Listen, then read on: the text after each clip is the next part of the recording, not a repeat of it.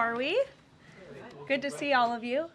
It's an honor to be here with all of you. A lot of familiar faces in the room, a lot of new faces. We do have news directly from the President of the United States that was just shared with me in the Oval Office. After research and study, the drones that were flying over New Jersey in large numbers were authorized to be flown by the FAA for research and various other reasons. Many of these drones were also hobbyists, recreational, and private individuals that enjoy flying drones.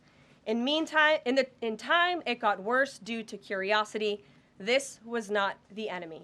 So I'm asking, though, he said he was going to focus on those violent offenders first. So is violent offenders no longer the predicate for these people to be deported? He is focused on launching the largest mass deportation operation in American history of illegal criminals. And if you are an individual, a foreign national, who illegally enters the United States of America, you are, by definition, a criminal. And so therefore, you are subject to deportation. I apologize for interrupting. So to be clear, it's not violent criminals do not receive precedence in terms of the deportations taking place. The president has also said two things can be true at the same time. We want to deport illegal criminals, illegal immigrants from this country, but the president has said that, of course, the illegal criminal drug dealers, the rapists, the murderers, the individuals who have committed heinous acts on the interior of our country and who have terrorized law-abiding American citizens, absolutely, those should be the priority of ICE, but that doesn't mean that the other illegal criminals who entered our nation's borders are off the table. Immigration, of the 3,500 arrests ICE has made so far since President Trump came back into office,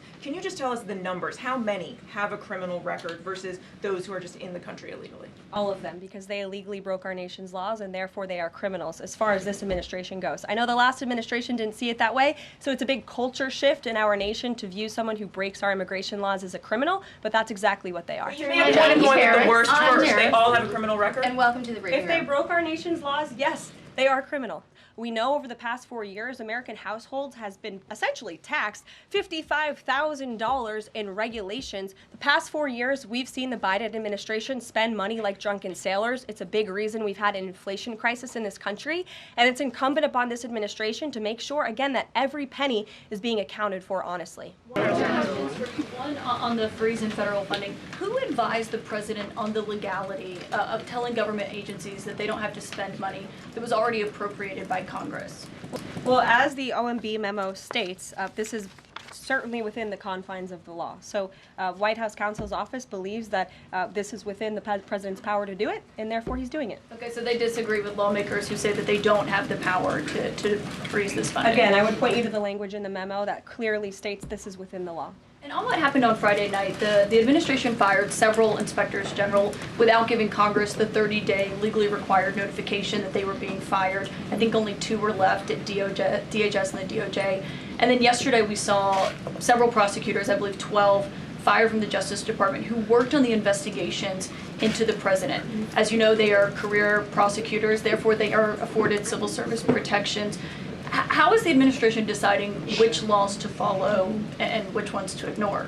So it is the belief of this White House and the White House counsel's office that the president was within his executive authority to do that. He is the executive of the executive branch, and therefore he has the power to fire anyone within the executive branch that he wishes to. You're confident that if they bring lawsuits against you, those prosecutors who were fired, that they will succeed? We will win in court. And yes. Did he personally direct this, given they worked on the classified documents investigation and the election interference investigation? This was a memo that went out by the Presidential Personnel Office, and the president is the leader of this White House. So yes.